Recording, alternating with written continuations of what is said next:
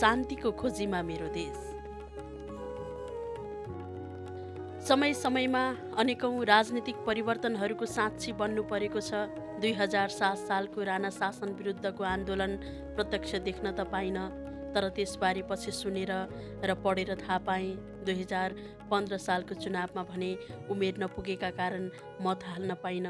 2017 सालमा राजा महेन्द्रले स्थापना गरेको निर्दलीय पञ्चायती व्यवस्थाका कारण झण्डै 30 वर्षसम्म बहुदलवादी शक्तिहरूले भूमिगत रूपमा आफ्ना गतिविधिहरू सञ्चालन गर्नु पर्यो।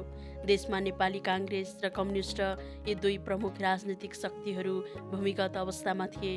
काङ्ग्रेसका गतिविधिहरू गाउँ गाउँमा खासै देखिँदैन थिए, तर कम्युनिस्टहरूले भने विभिन्न कार्यक्रमहरू मार्फत आफ्नो उपस्थिति व्यापक रूपमा देखाइरहेका थिए।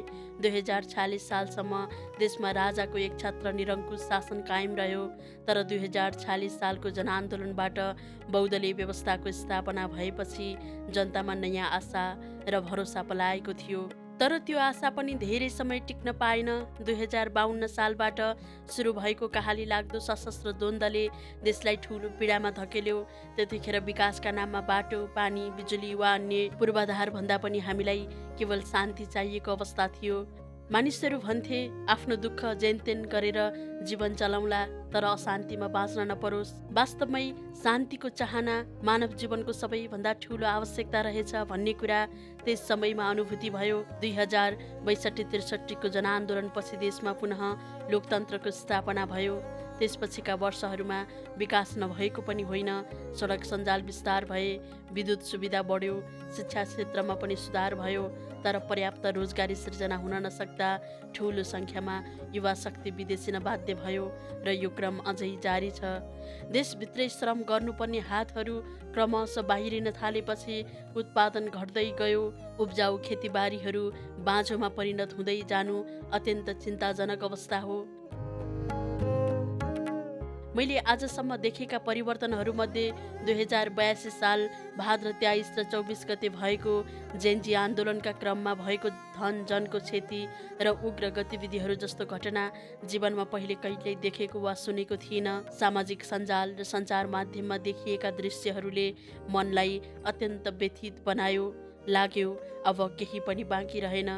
निस्वार्थ भावनाबाट सुरु भएको आन्दोलन कसको हातमा पुग्यो र कसले त्यसबाट लाभ लियो भन्ने कुरा समयक्रममा खोजी हुँदै जाला।